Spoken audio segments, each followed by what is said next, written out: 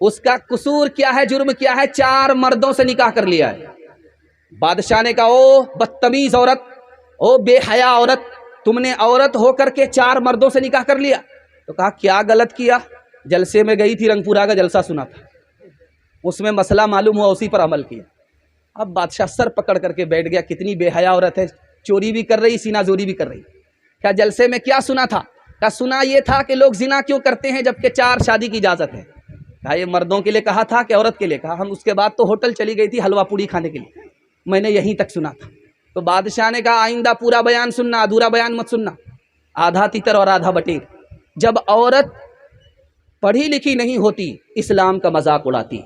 چوتھا نمونہ دھیان سے سنیے گا، مرد 1 طلاق دیا، عورت کھڑی ہے، 2 طلاق دیا، عورت کھڑی ہے، 3 طلاق دیا، عورت کھڑی ہے۔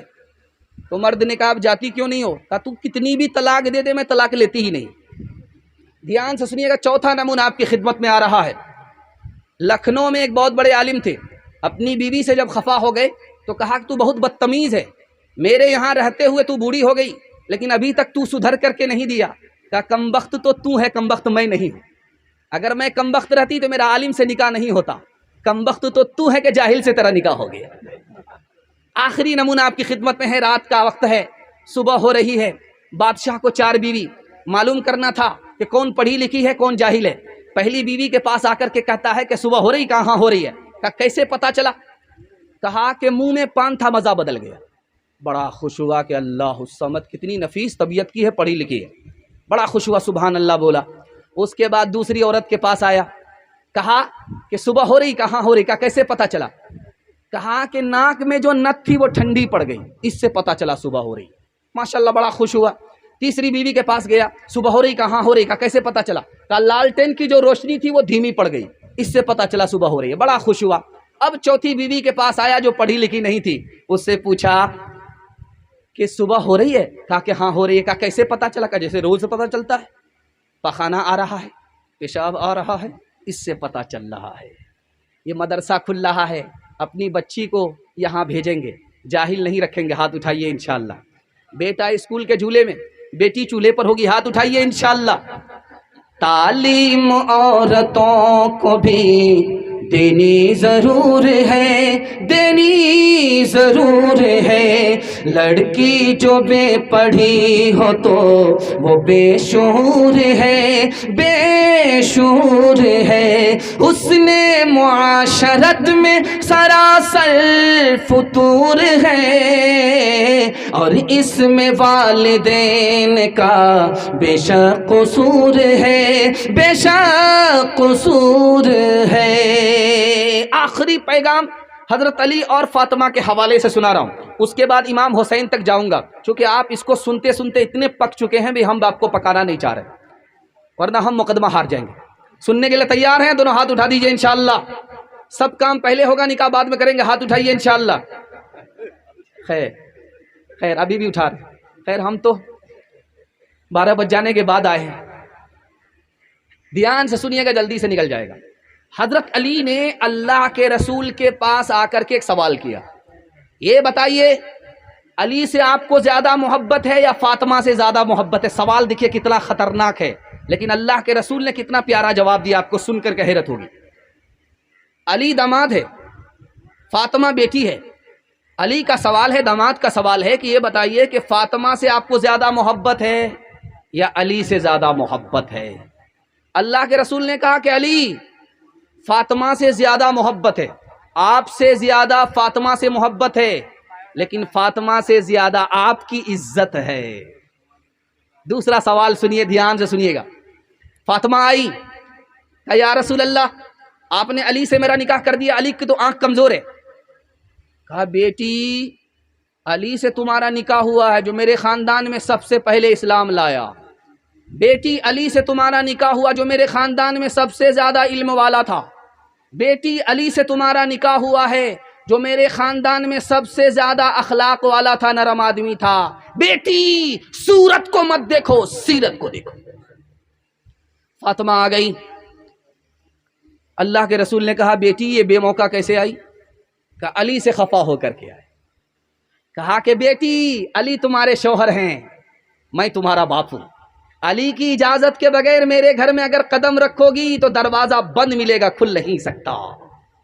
بیٹی اسی وقت جاؤ علی سے معافی مانگو، اگر تم نے معافی نہیں مانگی، علی نے تمہیں معاف نہیں کیا، تمہارا انتقال ہو گیا، بیٹی میں زندہ رہا تو تمہاری نماز جنازہ پڑھاؤں گا بھی نہیں، پڑھوں گا بھی نہیں۔ تیسرا نمونہ ذرا دھیان سے سنیے گا، کس طرح ان لوگوں نے زندگی گزاری، اہل بیت کا اس دنیا سے کیسا تعلق تھا، یہ دکھانے کے لیے جا رہا ہوں۔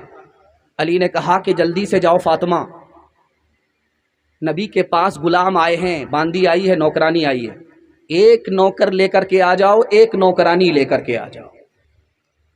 فاطمہ گئی، واپس آ رہی ہیں۔ علی نے پوچھا کہ خالی ہاتھ آ رہی ہو؟ کہا دنیا لینے کے لیے گئی تھی اور اللہ کے رسول نے آخرت دے دی، تسبیح فاطمہ دے دی، میں اس کو لے کر کے آ رہی ہوں۔ تو دیکھیے داماد کتنا بڑا دیندار تھا، اس نے کہا مبارک ہو، اس سے بڑھ کر کے تمہارا کوئی دین اچھا ہو ہی نہیں سکتا۔ سونے کی انگوٹھی شوہر کو شوق ہوا، علی کو شوق ہوا، سونے کی انگوٹھی فاطمہ کے ہاتھ میں پہنا دیا، انگلی میں پہنا دیا۔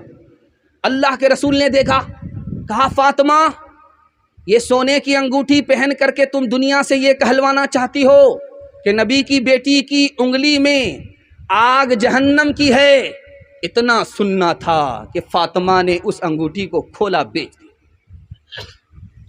فاطمہ کے پاس پیسہ آیا تو شوق ہوا، اپنے بیٹے کو چاندی کا کنگن پہنا دیتے، حسن کے ہاتھ میں چاندی کا کنگن، حسین کے ہاتھ میں چاندی کا کنگن۔ اللہ کے رسول نے دیکھا، کہا فاطمہ یہ کیا ہے؟ اتنا بول کر کے چلے گئے۔ فاطمہ کو سمجھ میں آ گیا میرے والد کو یہ پسند نہیں ہے کہ نواسے کے ہاتھ میں دنیا ہو، چاندی کا کنگن ہو۔ فوراً کنگن کو اتارا، صدقہ کر دیا۔ وہ بچے روتے ہوئے نبی کی خدمت میں آئے تو اللہ کے رسول نے کہا میں چاہتا ہوں یہ میرا نواسا ہے، دنیا کی زیب و زینت سے یہ دور رہے، یہ دنیا اس کے لیے ہے جس کے لیے وہ دنیا نہیں، یہ دولت اس کے لیے ہے جس کے لیے وہ دولت ہے۔